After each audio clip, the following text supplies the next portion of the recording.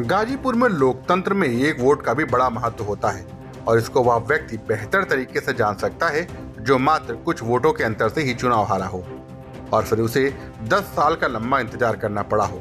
जी हाँ, कुछ ऐसा ही मामला सदर विधानसभा के प्रत्याशी राजकुमार गौतम के साथ रहा, जो साल 2012 में जब बसपा के प्रत्याशी के रूप में चुनाव लड़े और इस चुनाव में मात्र 241 वोटों के अंतर से चुनाव हार गए। हालांकि उसके बाद उन्होंने हाईकोर्ट में चुनौती भी दी, लेकिन वहां से भी निराशा हाथ लगी। ऐसे में एक बार फिर से प्रत्याशी बनने पर आज पार्टी कार्यालय पर अपने कार्यकर्ताओं को संबोधित कर रहे थे और इस दौरान उनका पुराना दर्द छलक पड़ा और उन्होंने मंच से बोलते हुए कहा कि 2012 के चुनाव से 3 दिन पहले बाबू सिंह कुशवाहा ने कहा था कि बहुजन समाज पार्टी चुनाव जीत जाएगी तो हम फांसी पर चढ़ जाएंगे। उनको ताकत बहुजन समाज पार्टी ने दी, लेकिन 241 वोटों से हराया गया था।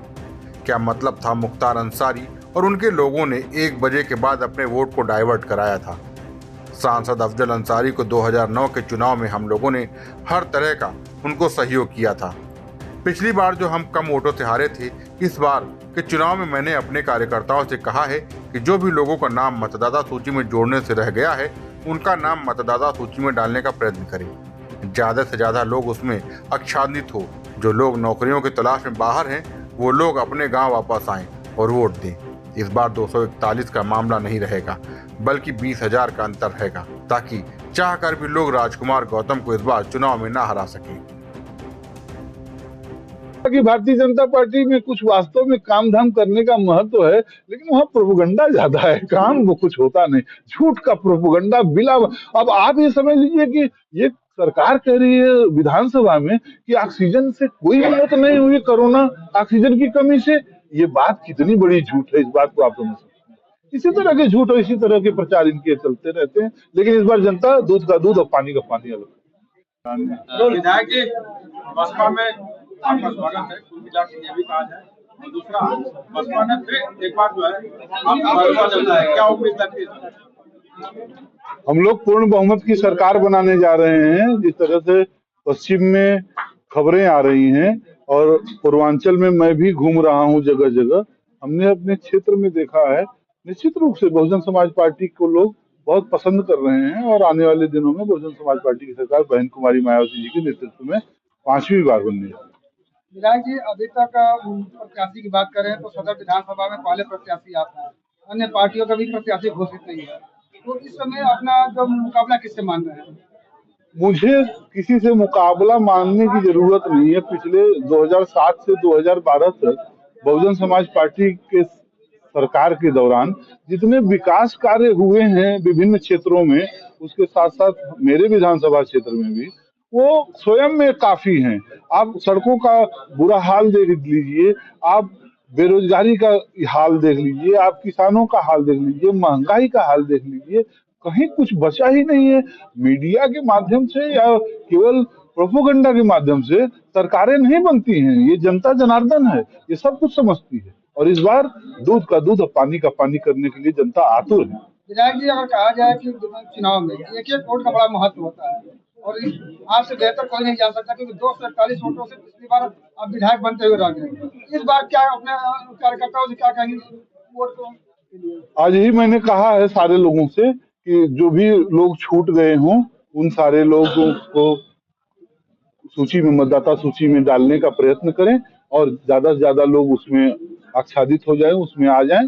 दूसरे, जो लोग बाहर हैं नौकरियों की तलाश में, क्योंकि उत्तर प्रदेश में आज बेरोजगारी का आलम यह है कि लोग बाहर गए हुए हैं, तो वो नौकरियों की तलाश में जो बाहर हैं वो आए और इस प्रतिष्ठा परक लड़ाई में बहन कुमारी मायावती जी को 5वीं बार मुख्यमंत्री बनाने के लिए अपने अपने गाँव में आए और वोट दें। और भारी इस बार 241 का मामला नहीं रहेगा। इस बार मेरा निवेदन है कि वो 20,000 से ऊपर का मामला बना दें, ताकि कोई चाहे भी तो राजकुमार गौतम को फिर न हरा पाए। गौतम जी, सदर विधानसभा में आप जो है प्रत्याशी के तौर पर घोषित हो चुके हैं, चुनावी मैदान में आप पहलवान की तरह उतर भी गए। क्या प्राथमिकता रहेंगी आपके विधानसभा चुनाव में? आने वाले दिनों में देखिए, जब हम लोग आपको वोट क्यों दें? जब बहुजन समाज पार्टी की 2007 से 12 की सरकार थी, नंदगंज की चीनी मिल BIFR में थी। ये एक तरह का इंडस्ट्रियल कोर्ट होता है जिसमें बहुत सारे लोगों के विवाद की वजह से वो कोर्ट में चला गया था मामला। बहुजन समाज पार्टी की मुख्यमंत्री बहन कुमारी मायावती जी ने जिन लोगों के विवाद थे उनको चीनी मिल का शेयर अलॉट करके और बाकी जहां अनुदान देना था वहां अनुदान देकर के BIFR से बाहर कर लिया था।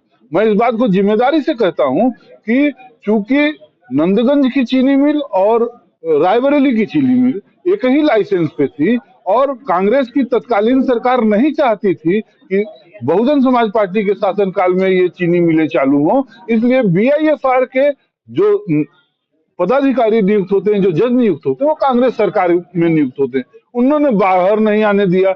जैसे ही फरवरी में सरकार गई, अप्रैल में तुरंत BIFR से उसको बाहर करके और तुरंत रायबरेली में एम्स बनाने का रास्ता साफ कराया कांग्रेस की गवर्नमेंट ने।